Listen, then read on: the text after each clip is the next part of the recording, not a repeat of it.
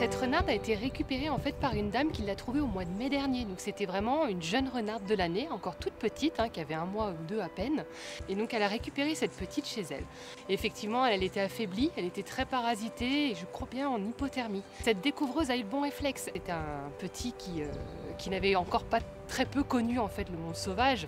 Donc en fait elle a fait ce lien humain égale nourriture, etc. Donc c'est un animal qui est aujourd'hui totalement imprégné, qui est très peu farouche et qui donc a très peu de distance de fuite en fait avec l'homme.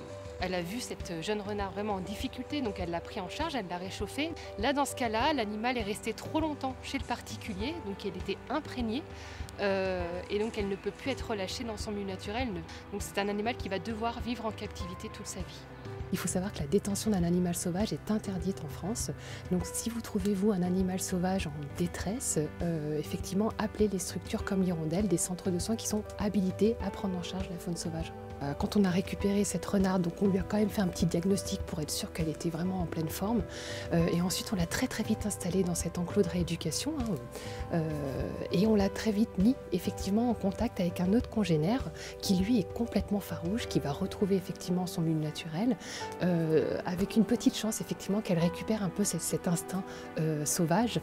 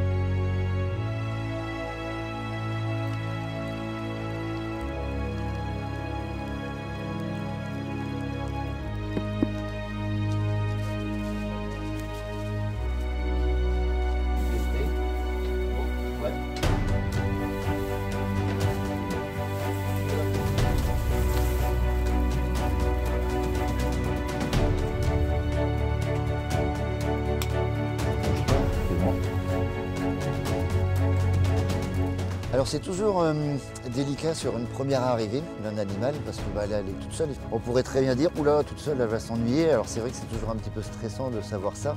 Donc nous, on va travailler un petit peu sur des enrichissements, on va s'occuper quand même un petit peu d'elle. Et effectivement, il y a d'autres dossiers qui sont apparemment en cours. Et donc on espère très vite accueillir un deuxième. Et nous, on va avoir le temps et la possibilité, avec l'infrastructure que l'on a pu créer, dans un enclos de 2000 m², divisable en 2.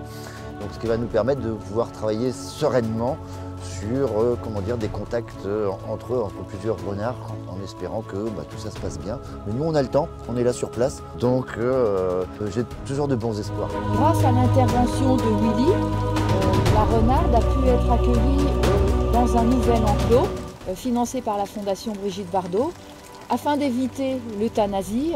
Et elle va pouvoir continuer à vivre dans un milieu sécurisé et on l'espère avec d'autres congénères qui vont potentiellement arriver cette année pour recréer un groupe de renards et vivre plus facilement sa captivité.